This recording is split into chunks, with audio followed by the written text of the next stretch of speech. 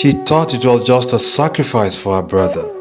But what Ifeoma didn't know was that the man she was marrying had already buried 3 wives and not one soul in the village dared to ask why.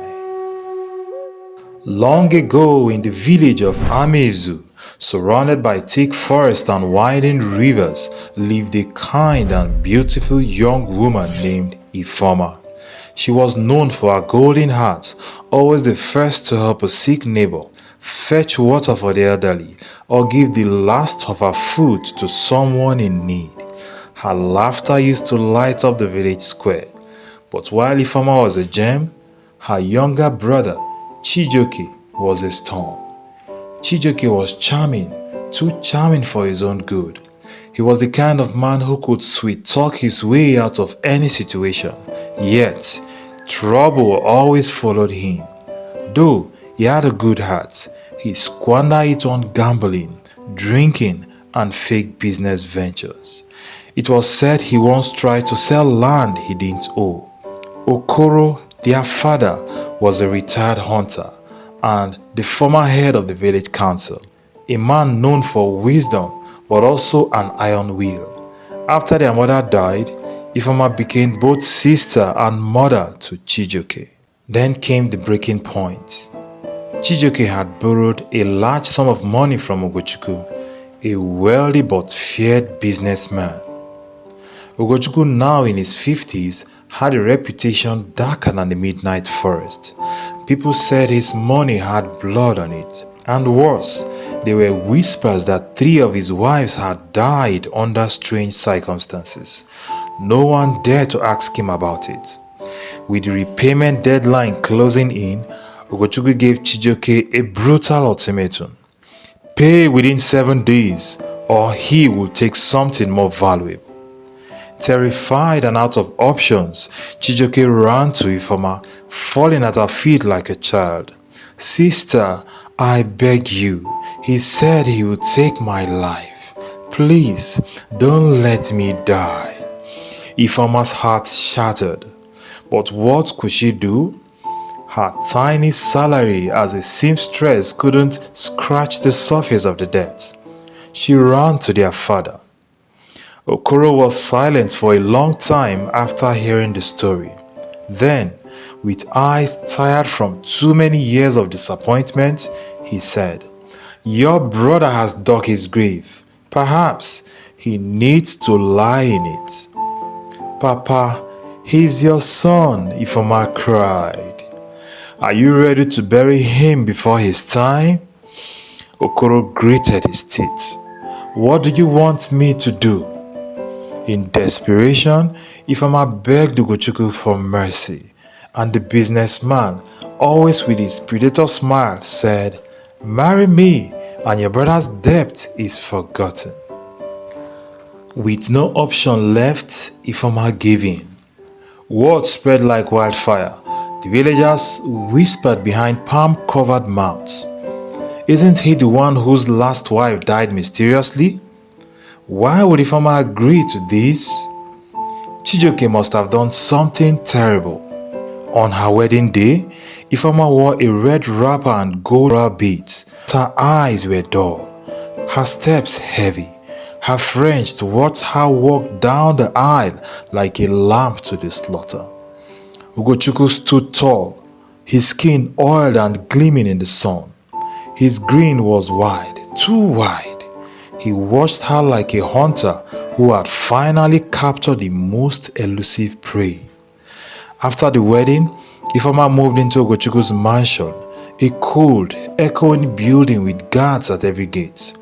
It lacked the warmth of home. Even the air inside felt heavy. The abuse didn't start with feast. No, Ugochukwu was clever. He began with control, demanding she eat only after he had eaten, inspecting her cooking with disdain, forcing her to wear only what he approved. Ifeoma began losing weight from stress. When she burned yam one evening, he poured the entire pot on the floor. "Even my dog deserved better than this," he spat. The maids avoided her. They had seen what happened to the other wives. Each night, Ifeoma cried into her pillow, muffling the sobs so the guards wouldn't hear. One rainy evening, Ifeoma sat by the window, staring at the dark sky. Flashbacks haunted her. Chijioke, at 15, breaking his leg after jumping from a mango tree. Ifeoma sitting beside his hospital bed, feeding him jollof rice. She remembered how he cried when she gave him the last money Mama left behind. And yet, here she was suffering because of his endless foolishness. Chijioke visited sometimes, but each visit ended with him apologizing, tears running down his face. "I'll fix it, I swear," he said. "How?" Ifeoma asked. "By gambling again? By making more promises you can't keep?" "I didn't know he was a monster." "Well, now you do." One night, Ugochukwu came home livid. He had lost money in a business scam. "You cursed woman. Ever since you entered my house, things have gone wrong." Ifeoma stood her ground. "Your greed destroyed you, not me." He slapped her so hard she fell to the ground. But this time, something in her snapped. She didn't cry. She stood, trembling but firm. "I am done," she whispered. The next morning, she didn't wait for his permission. She packed a small bag and walked straight out of the front door. The guards didn't stop her. They had seen enough. She ran to her cousin Amara, a primary school teacher and community organizer. Amara didn't hesitate. "You are not going back there. Not now, not ever." Together, they went to the Human Rights Commission office in the nearest town. There, Ifeoma told her story from the first marriage to the abuse. A female officer took her hand. "You are brave. Let's get to work." They photographed her bruises, took witness statements from the housemaid, filed official complaint. Ugochukwu was summoned. He came with lawyers sneering. "You think these rats can touch me?" he said. But the law had changed. This time, it had teeth. Ugochukwu was found guilty. A restraining order was placed. The marriage was labeled as coerced under local statutes and was dissolved to ensure the safety of Ifeoma. The commission launched an investigation into the deaths of his past wives. For the first time, Ugochukwu's smile faded. Ifeoma moved back into her father's house. Okoro, humble and ashamed, said, "Forgive me, I should never have allowed it." She nodded. "We all make mistakes, but I won't let them define me." Her healing began slowly. Amara enrolled her in therapy session organized by a local NGO. There, she met other women who had escaped abusive marriages. They shared stories, held hands, and reminded each other they were not alone. Ifeoma began sewing again. At first, just handkerchief, then dresses. Soon, villagers came to her doorstep to order custom outfits. Her work became her therapy. She refused to be known as the woman who was beaten. Instead, she became the woman who survived. Ifeoma's story spread far and wide. It was told in women's groups, classrooms, and even on radio. Young girls looked up to her. Men who had supported patriarchy began to rethink their silence. Chijioke, now sober, took up farming and began volunteering with the local youth against gambling.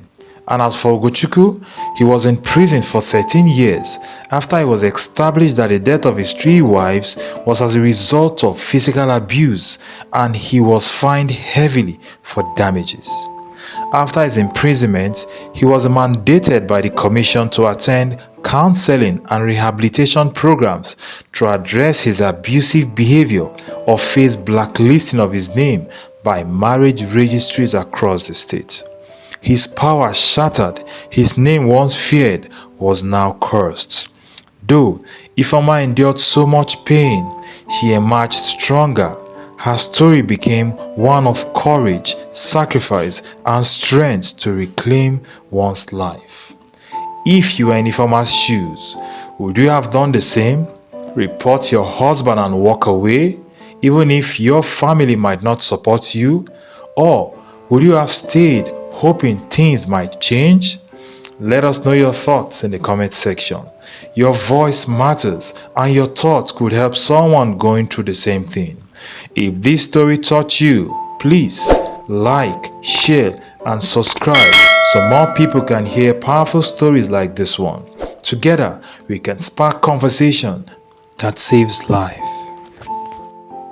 These are not just stories, they are mirrors of life carved from the heart of Africa. If today's tales move you, make you laugh, think, or even shed a tear, then don't let it end here.